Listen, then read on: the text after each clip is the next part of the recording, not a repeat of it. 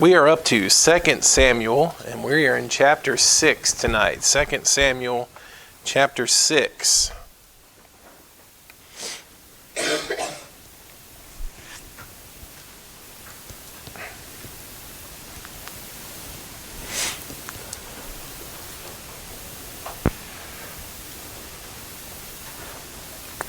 David, in our last lesson, coming through chapter 5, David has defeated the Jebusites, the long, old enemy of the children of Israel, defeated them, and they had control over Jerusalem. Once he won that city back, he's made it his new capital, and it becomes the focal point of Israel's kingdom. David leads two great campaigns against the Philistines.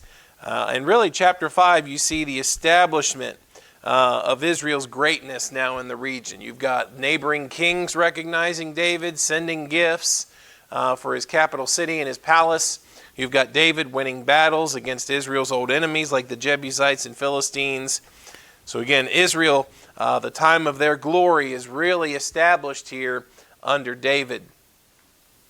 To follow that up, chapter 6 is going to turn from the political to the spiritual, as we're going to be able to see David bringing the ark up to Jerusalem. That's what chapter 6 is about, bringing the ark up to Jerusalem. Let's cover chapter 6 tonight. Number 1, let's talk about David's desire. David's desire. In verse number 1, it says again, David gathered together all the chosen men of Israel, 30,000. And David arose and went with all the people that were with him from Baal of Judah, to bring up from thence the ark of God, whose name is called by the name of the Lord of hosts, that dwelleth between cherubims. So if last week we saw David establishing a capital city, now that David has established Jerusalem as kind of the central headquarters for his kingdom, he also wants to establish Jerusalem as a central place of worship in Israel. And he decides and has a desire to bring the Ark of the Covenant up to Jerusalem here. Obviously, making Jerusalem a focal point for worship, a central point of worship, that starts with bringing the Ark of the Covenant in. It's called the Ark of God. We covered it in Sunday school here, a few lessons a couple of months back. But for those of you that weren't here, the Ark of the Covenant, of course, was that place became a representation of God's presence with Israel. It was the piece of furniture that was housed within the tabernacle that held the Ark of the Covenant. It was the place that had the mercy seat over the top of it, where Israel's priests would come, sprinkle the blood on the Day of Atonement, and just used in those ceremonies and in those representations. Here we have emphasized that the ark represents the presence and glory of God in Israel. Notice what it says there at verse 2. Whose name is called by the name of the Lord of hosts, that dwelleth between the cherubims. When they looked at the Ark of the Covenant, it certainly signified for them the presence of God with Israel. Yes, there were times that they abused that. Yes, there were times that they took that and looked at it in a superstitious way. 1 Samuel chapter 4 we covered was an example of that. But that doesn't negate the fact that it still represented to them the presence of God with the nation of Israel. Now, doing this was a big deal to David. The Ark of the Covenant wasn't but a few feet wide by a few feet long. And yet David gathers 30,000 men, right, to go and secure it and bring it up to Jerusalem. That tells you what a big deal he thinks this is. How important it was to him. David considered this a priority. For too long, the ark had not been a focal point. Now, real quick, look at verse 3. It says, they set the ark of God upon a new cart and brought it out of the house of Abinadab. Now, here it sat in the house of Abinadab. And if you put a couple of scriptures together, let's look at one of those. 1 Samuel chapter 6.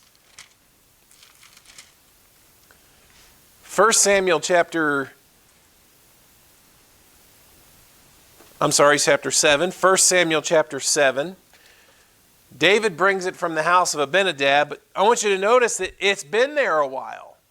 In 1 Samuel 7, verse 1, it says, "And the men of Kirjath-jearim came and fetched up the ark of the Lord and brought it into the house of Abinadab in the hill and sanctified Eleazar his son to keep the ark of the Lord. It came to pass while the ark abode in Kirjath-jearim that the time was long, for it was 20 years. And all the house of Israel lamented after the Lord." Not only that, look real quick in 1 Chronicles.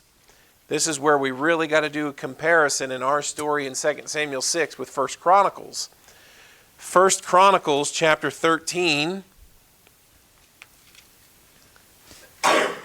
1 Chronicles 13 verse 1, it says, "And David consulted with the captains of thousands and hundreds, and with every leader. David said unto all the congregation of Israel, If it seem good unto you, and that it be of the Lord our God, let us send abroad unto our brethren everywhere that are left in the land of Israel, and with them also to the priests and Levites which are in their cities and suburbs, that they may gather themselves unto us. And let us bring again the ark of our God to us, for we inquired not at it in the days of Saul." David realizes it has been way too long since the Ark of the Covenant really had its place in Israel.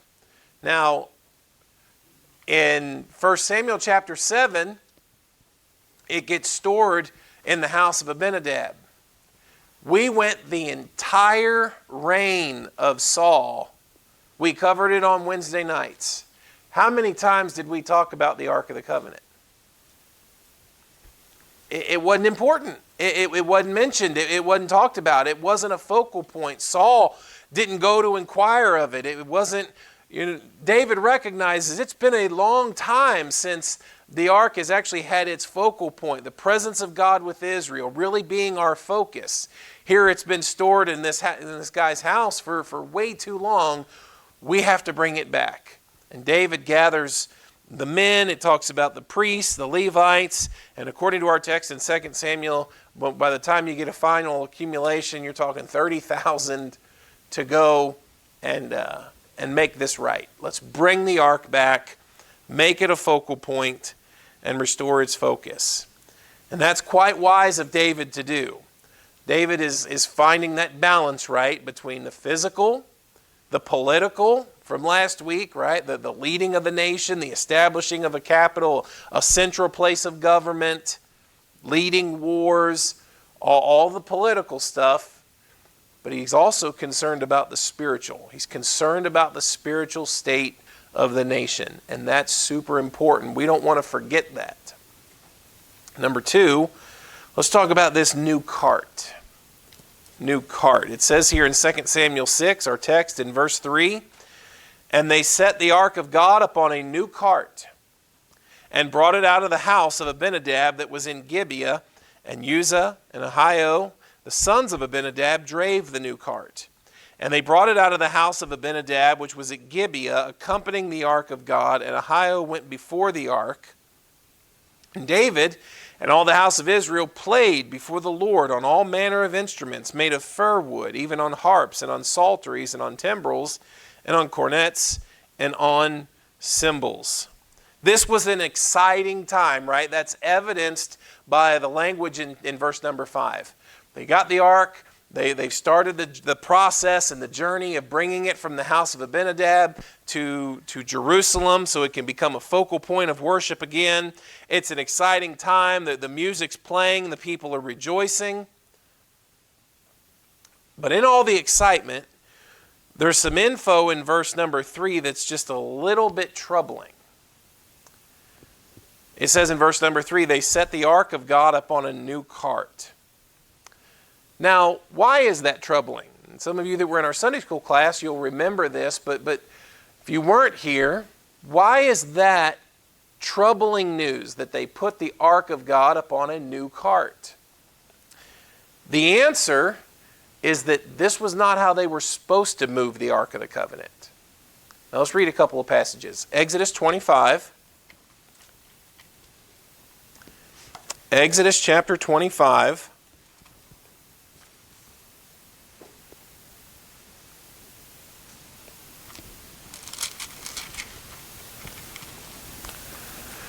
Verse 12, Exodus 25:12, and thou shalt cast 4 rings of gold for it, and put them in the 4 corners thereof, and the 2 rings shall be in the one side of it, and 2 rings in the other side of it. And thou shalt make staves of shittim wood, and overlay them with gold, and thou shalt put the staves and the rings by the sides of the ark, that the ark may be borne with them. The ark was supposed to be carried. By its design, they built the ark, they put rings on the side, they put staves or long poles or sticks through those rings. They were made with wood, overcovered with gold. That was how it was supposed to be moved. It was supposed to be carried. It was supposed to be borne. It wasn't supposed to be dragged. It wasn't supposed to be pulled. It wasn't supposed to be put on a cart. It was supposed to be carried. The entire design of the ark shows you that it was supposed to be carried, and then God says so, that it's supposed to be borne of them.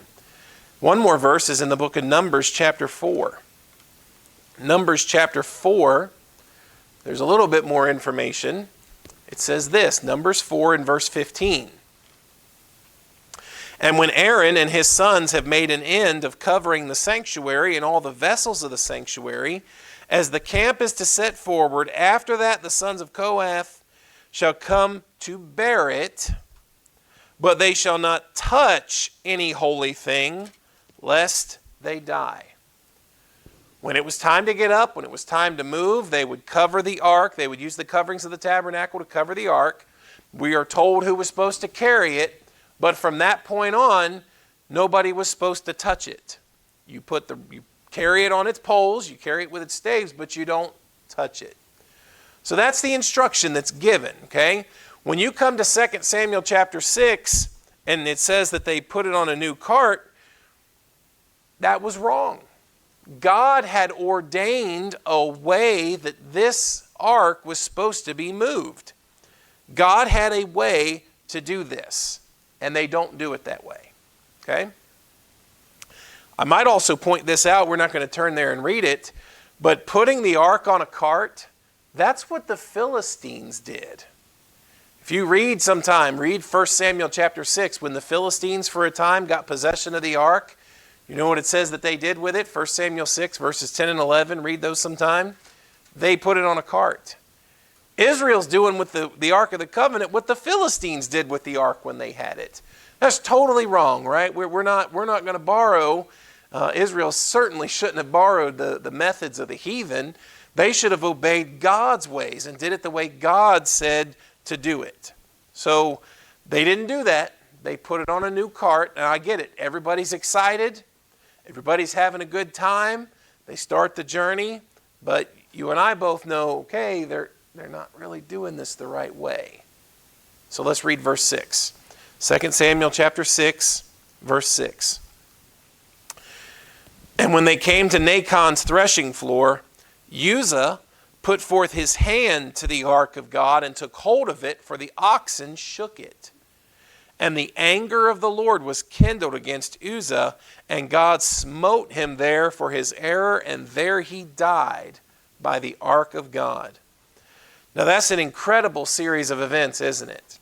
If you don't get the picture of what happened, they've got that ark on that new cart, and here the oxen are going, and one of them stumbles, and as the Ark of the Covenant that's on that cart starts to shake, maybe it starts to wobble a little bit, the Bible says that Uzzah put his hand up there to steady it.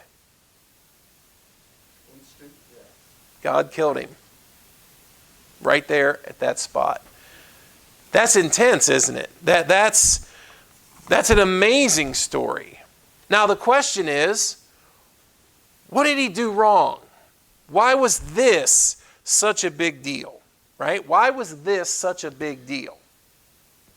Well, first of all, we read it, right?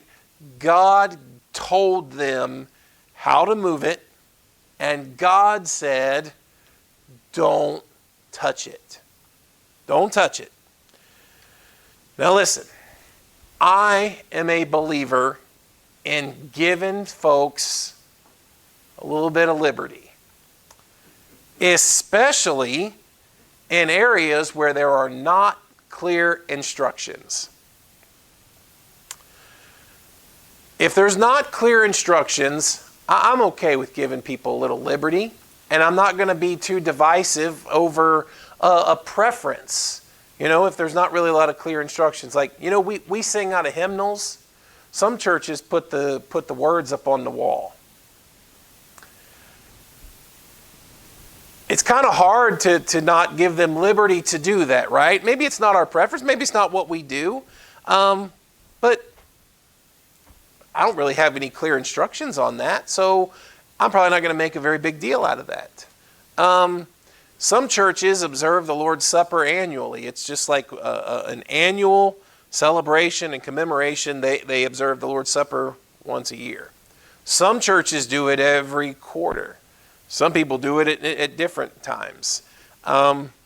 Jesus just said, as oft as ye do it. So you should probably do it with, it should fall under the guidelines of often. But what does that mean? I guess that means different things to different people. And I'm not sure that I can withhold your liberty if I don't have clear instructions, right? I'm all for liberty when there's not real clear instructions. But this ain't that. These guys had clear instructions, right? Carry it on the poles and don't touch it. You can't mistake that was the clear instructions. And if you have clear instructions, you have to obey them. Okay? Again, I'm all for liberty, and I'm all for being reasonable with people if there's differences of opinion and maybe there's not crystal clear instructions. But you would have to say that if there are clear instructions, they got to be obeyed. If God has given us commands in His Word, or if He's given us restrictions and they're clear, we got to listen. We got to obey those. Nothing replaces obedience, right? Nothing can replace obedience. Saul learned that. Remember when Saul spared King Agag? You remember when Saul spared the best of the sheep? And the prophet came to him and said, no, obedience is better than sacrifice. God wanted you to obey, Saul. Nothing can replace obedience. Not even good intentions. Did you know that? Listen, David had the best of intentions. He wanted God's glory to be restored in the heart of Israel. He wanted the ark to become a focal point of central worship in Israel. These are good intentions. And listen, I don't think Uzzah had bad intentions. I don't think Uzzah had the thought, well, we've got control of the ark now and we can do whatever we want to with it. No. The ox stumbled, the cart wobbled. It sounds like he assumes the ark is shaken, maybe it's going to fall, and he puts his hand up there to take a hold of it. I don't think he meant intentionally to blaspheme God. I don't care what God says about it, I'm touching it. I don't even think the thought crossed his mind. He probably just in the quickness of the moment, oh, it's going to fall. He put his hand up there to steady it. But you can't do that. God said don't do that.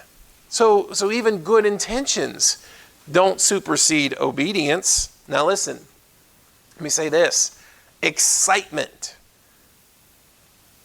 doesn't supersede obedience. Verse number 5, everybody's excited. People are singing, people are playing instruments, people are happy, people are having a good time. This is a joyful occasion.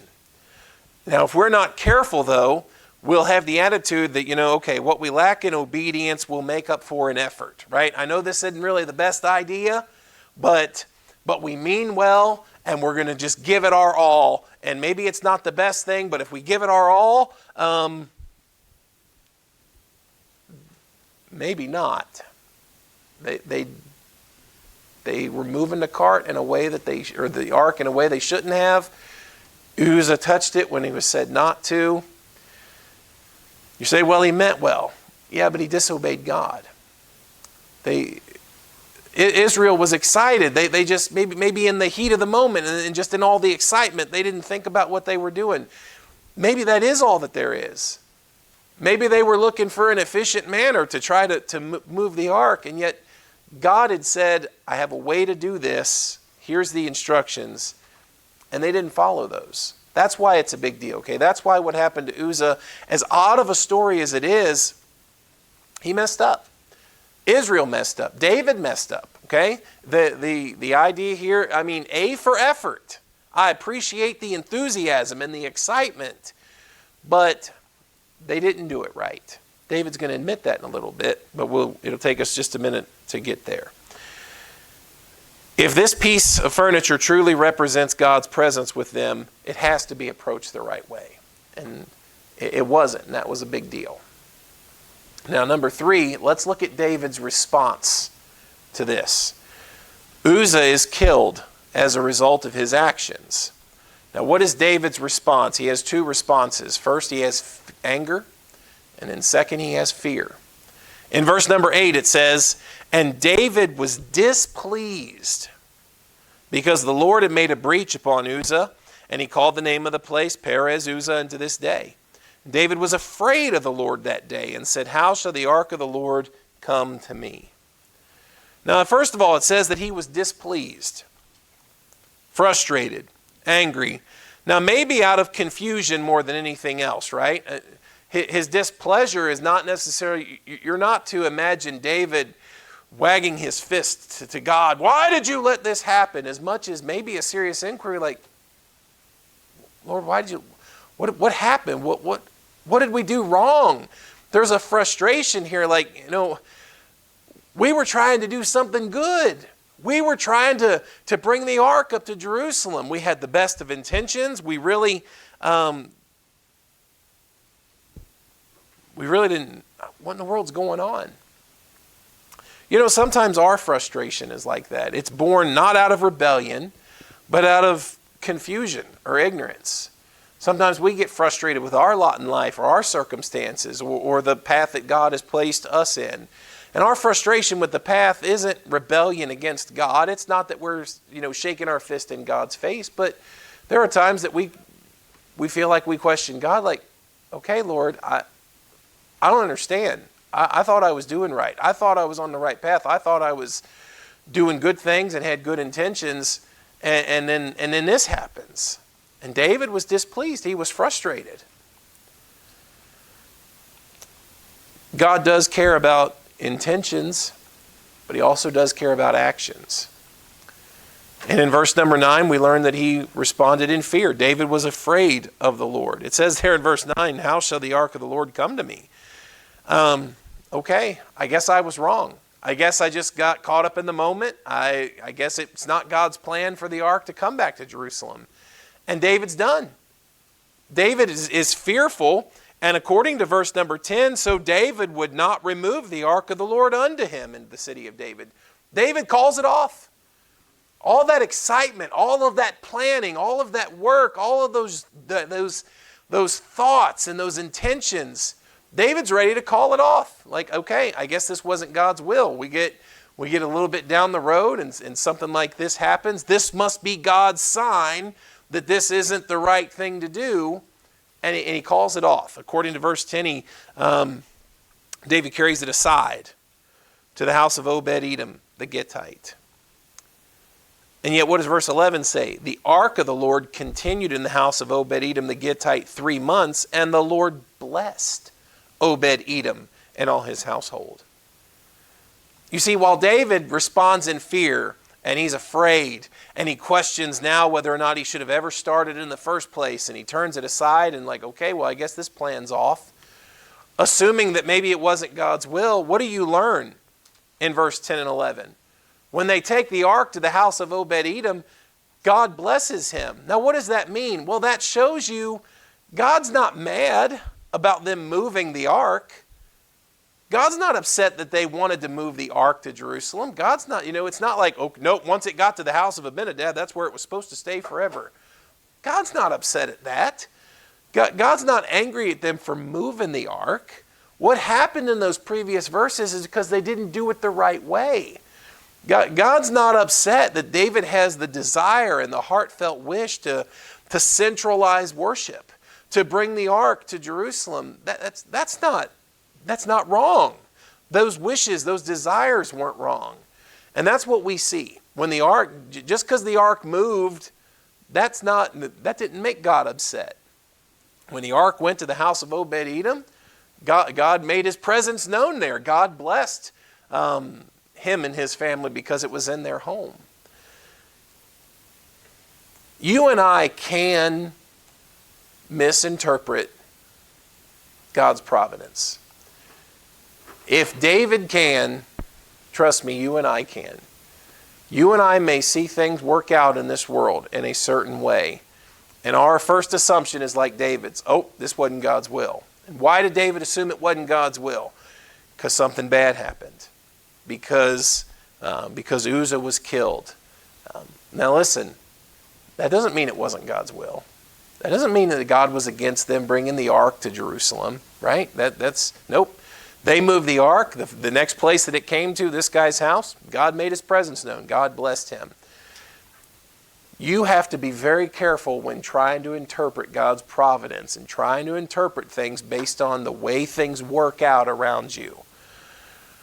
God's not displeased with David and his motives and his intentions to move the ark.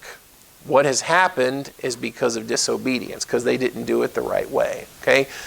There's the difference. And if you look at life through just the lens of circumstances and what happens, you could be like David and misinterpret those things. David assumes, well, this wasn't God's will. Let's put a hold on this plan. And for 3 months, the plan apparently is off. And they leave it at this guy's house for 3 months. And yet God evidences he's with the ark. So that wasn't the problem. Number 4, David and the ark. David and the ark. Verse 12, and it was told King David, saying, the Lord hath blessed the house of Obed-Edom, and all that pertaineth unto him, because of the ark of God. And that's what David needed to hear. David needed that comfort. David needed that reassurance that, you know what? It's not moving the ark that was wrong. David, that was fine, okay? God was for that. God was behind that. They brought it here to his house. God's blessed everything. God's blessed everything pertaining to this man and his home.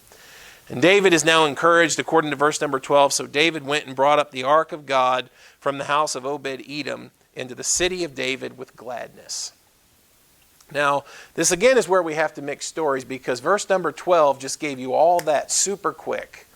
Now let's turn back over to the chronicler, because he gives us real good information right here. 1 Chronicles chapter 15.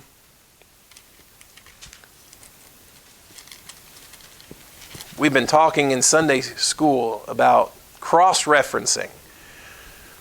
I want you to notice what cross-referencing will do for you here, the light that gets shed on this story. 1 Chronicles chapter 15, verse number 1. 1 Chronicles 15, verse 1. And David made him houses in the city of David, and prepared a place for the ark of God, and pitched for it a tent.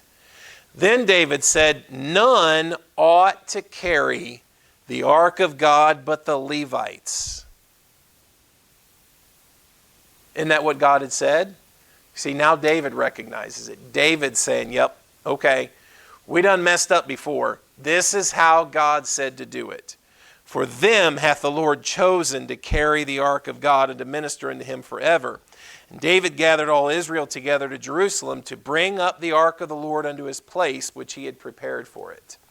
Let's jump down to verse 12. This is information 2 Samuel didn't give us. 1 Chronicles 15, verse 12.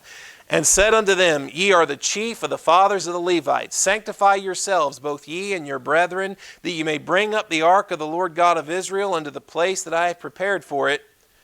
For because ye did it not at the first, the Lord our God made a breach upon us, for that we sought him not after the due order. Now remember when David was frustrated and he called that place the breach of Uzzah?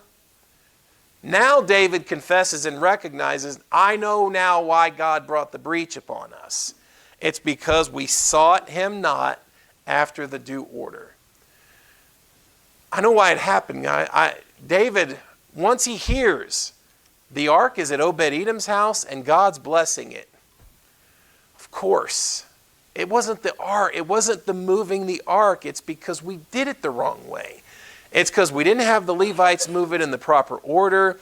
And according to verse number 13, God made a breach, for we sought him not after. We didn't do it right.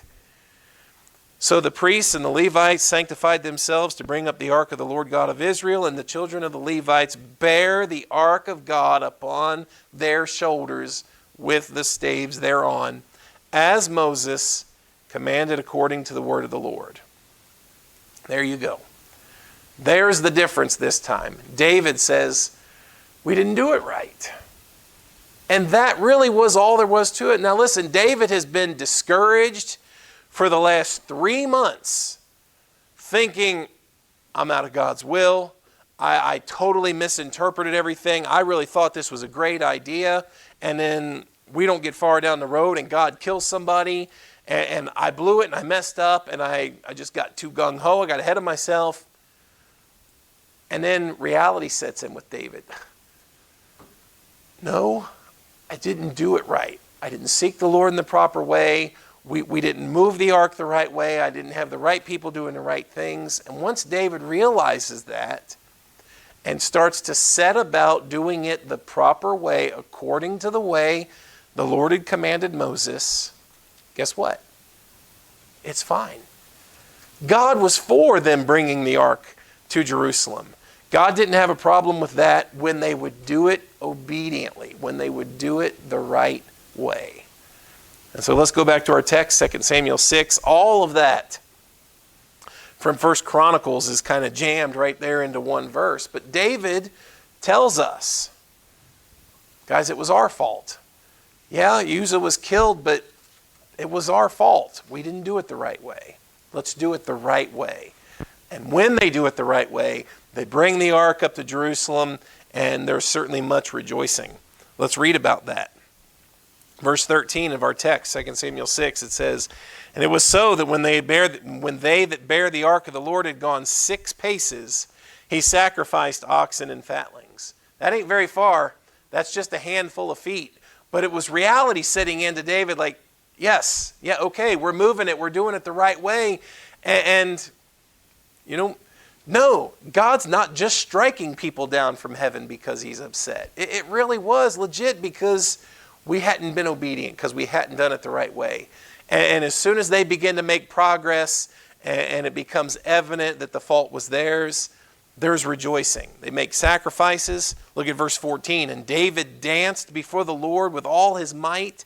David was girded with a linen ephod. David danced before the Lord. David did not hold back anything in his expression of worship. He was glad, and the joy of his heart led him to worship, right? And that even, that got into his body, right? That got into, you and I shouldn't be surprised that someone like David would see such excitement and worship that would happen, right? What, you and I, we get excited over the goofiest stuff, right? Like my team, you know, scores a touchdown, right? Last minutes, they come back, they score a touchdown, and they win. And what am I doing? I'm like, yeah!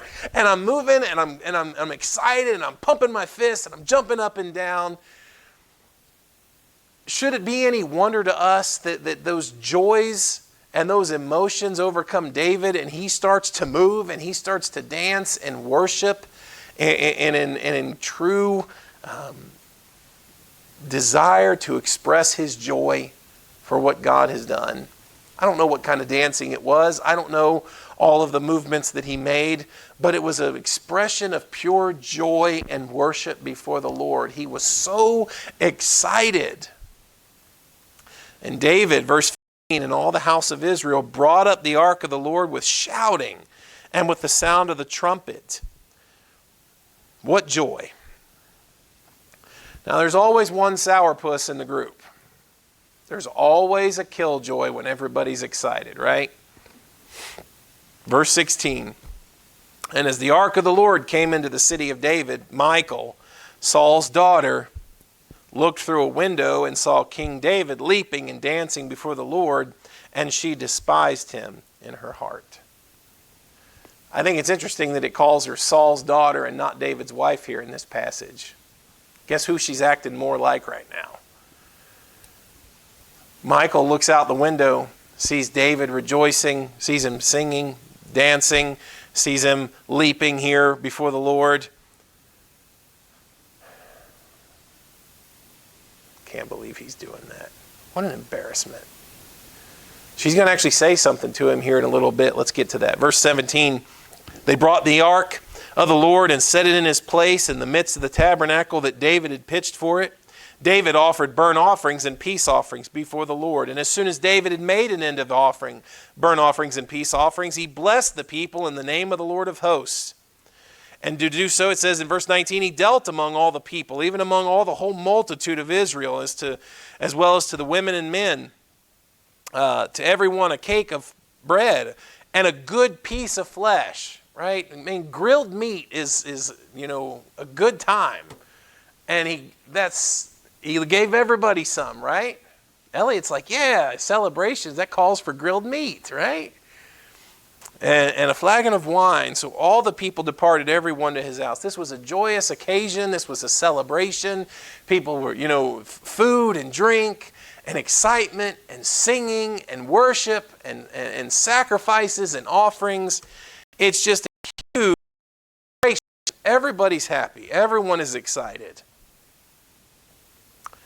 Well, not everybody. Verse 21 or verse 20.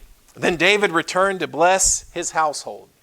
Can you imagine the excitement that David goes home with? He wants to go home and bless he wants to tell everyone in the house all the things that have been done, right? How excited he is, what a joyful occasion this was. And Michal, the daughter of Saul, came out to meet David and said, "How glorious was the king of Israel today, who uncovered himself today in the eyes of the handmaids of his servants, as one of the vain fellows shamelessly uncovereth himself." David, you made a fool out of yourself today. You got out, and listen, when she says uncovered himself, that doesn't mean naked. You read 1 Chronicles chapter 15, and the Bible tells us that David put off his royal robes and he put on a linen ephod, and he actually put on linen garments just like all of the others that were there. David did not elevate himself as king over people during this worship and this celebration. He was excited.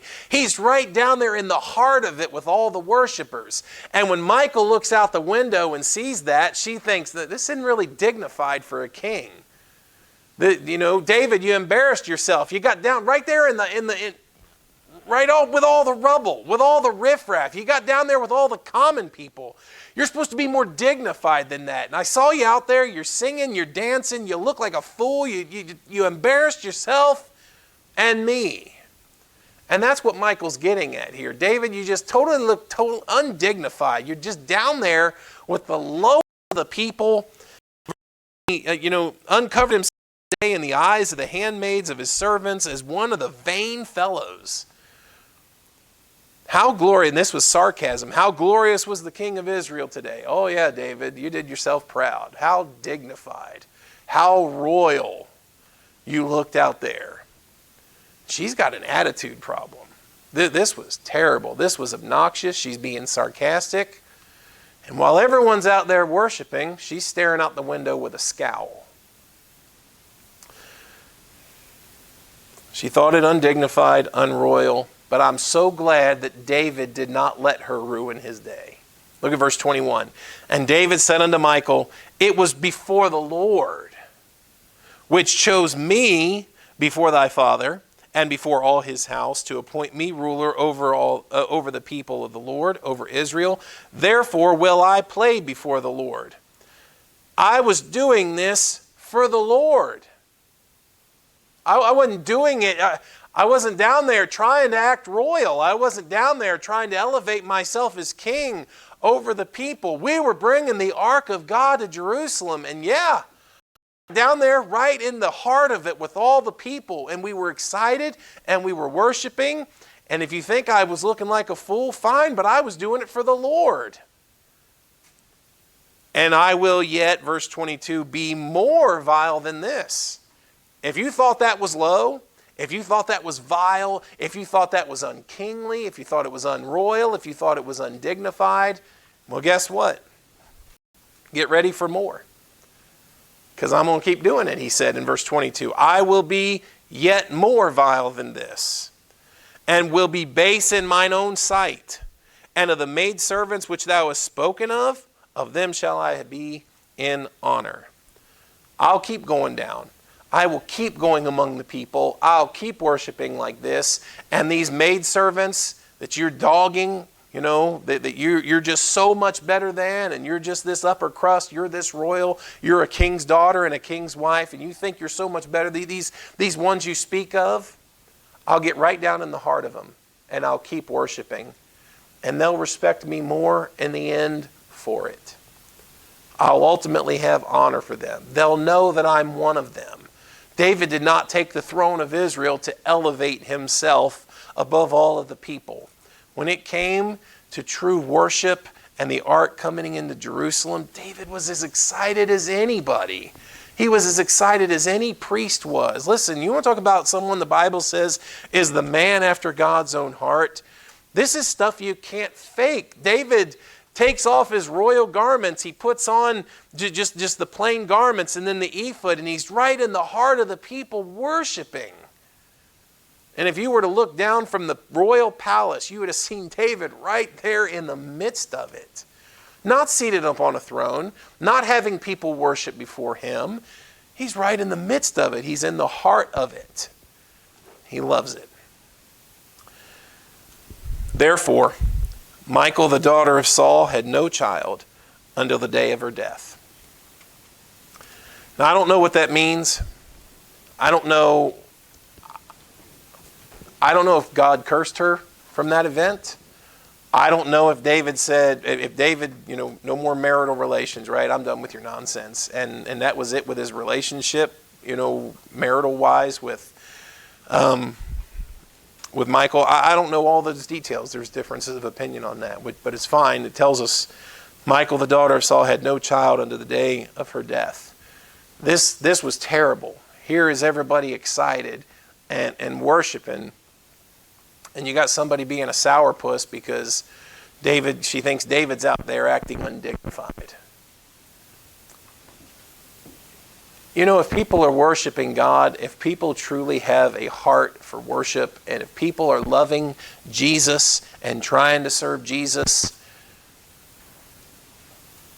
if you're sitting on the sidelines, I'd hesitate being critical.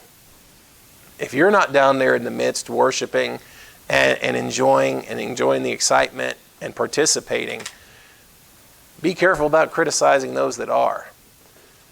Michal just thinks, this is below a king.